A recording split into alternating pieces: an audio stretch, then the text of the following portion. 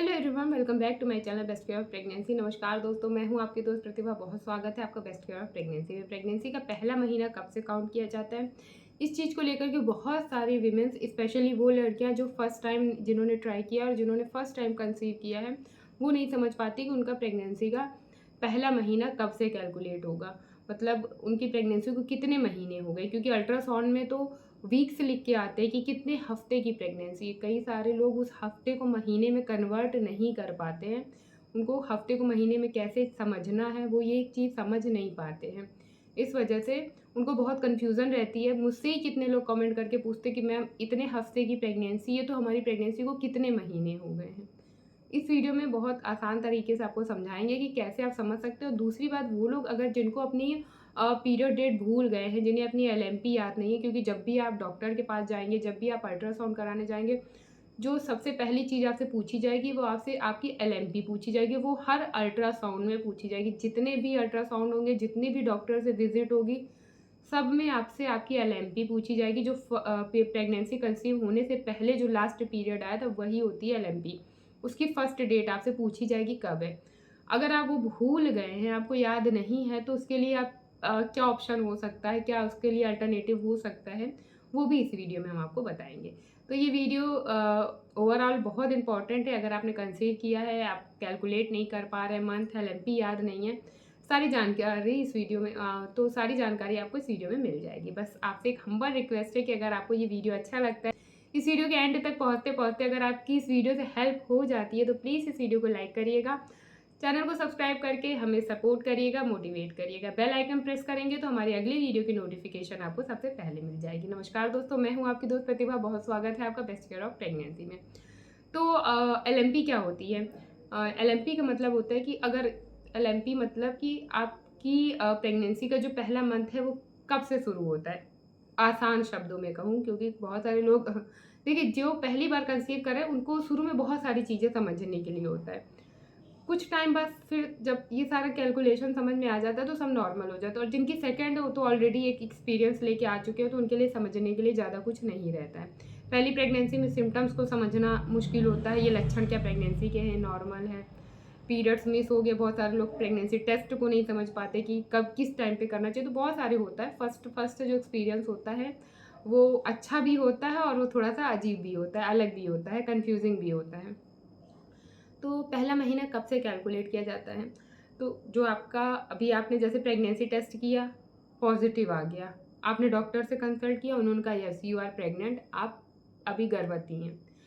अब आपका पहला महीना है, ये दूसरा महीना है, ये आप कैसे समझेंगे? इसको समझने का आसान सा तरीका ये है कि अभी जब आपने कंसीव किया है, इससे पहले वाला जो जस्ट पहले वाला जो पीरियड्स है, जैसे अभी ये नवंबर का महीना है, आज 10 नवंबर है।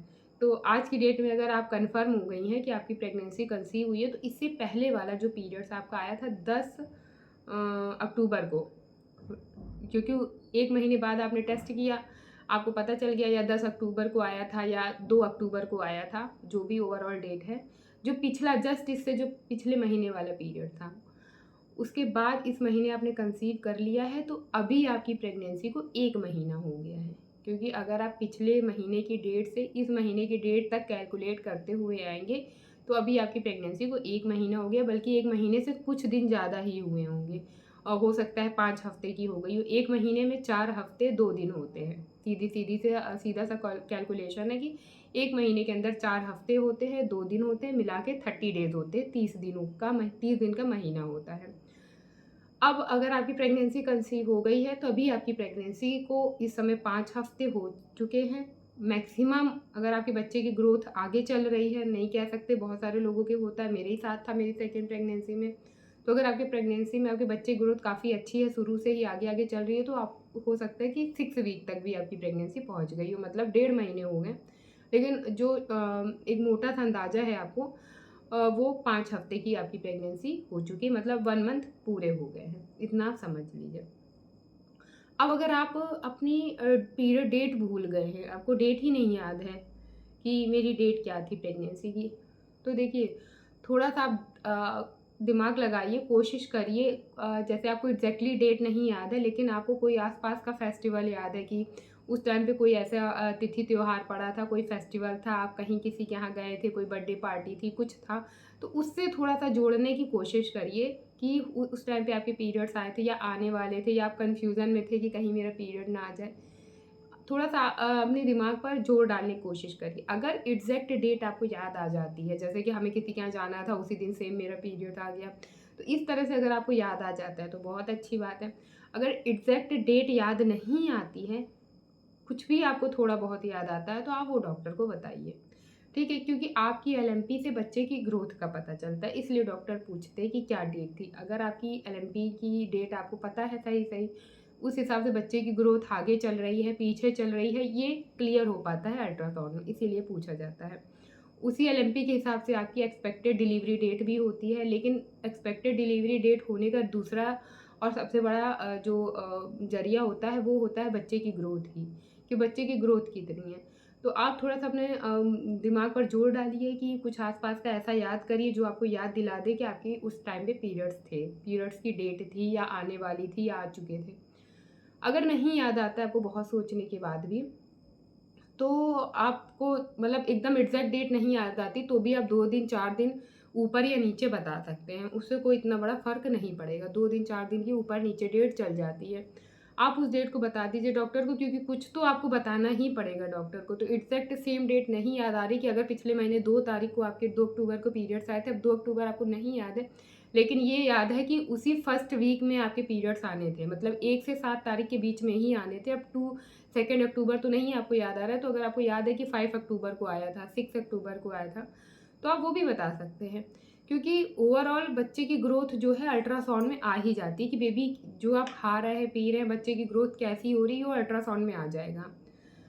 अब अगर बच्चे की ग्रोथ अल्ट्रासाउंड में सही आ रही है, तो आपको बहुत ज़्यादा टेंशन लेने की ज़रूरत नहीं है। फिर इसी एक डेट को आप पूरी प्रेगनेंसी अपने कंटिन्यू रखिएगा।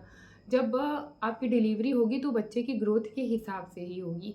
अगर बच्चे की ग्रोथ अच्छी आ रही है, तो आपकी एलएमपी पीछे रह जाएगी, डिलीवरी उससे पहले ही हो जाएगी।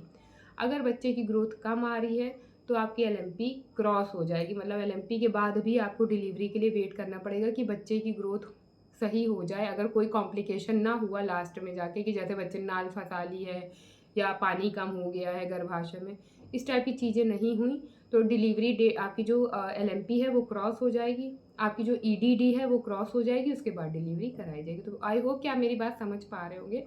जैसे मेरी प्रेगनेंसी में था कि मेरे बच्चे की ग्रोथ मेरी एलएमपी से 15 दिन आगे चल रही थी। तो मेरी एलएमपी डॉक्टर ने मुझे दी थी 17 अक्टूबर 2023, जो कि सेम मेरा बर्थडे वाला ही डे था। मेरे बर्थडे वाली डेट, तो मैं ये भी खुश थी कि चलो मेरे बर्थडे वाले दिन मेरा बेबी आएगा।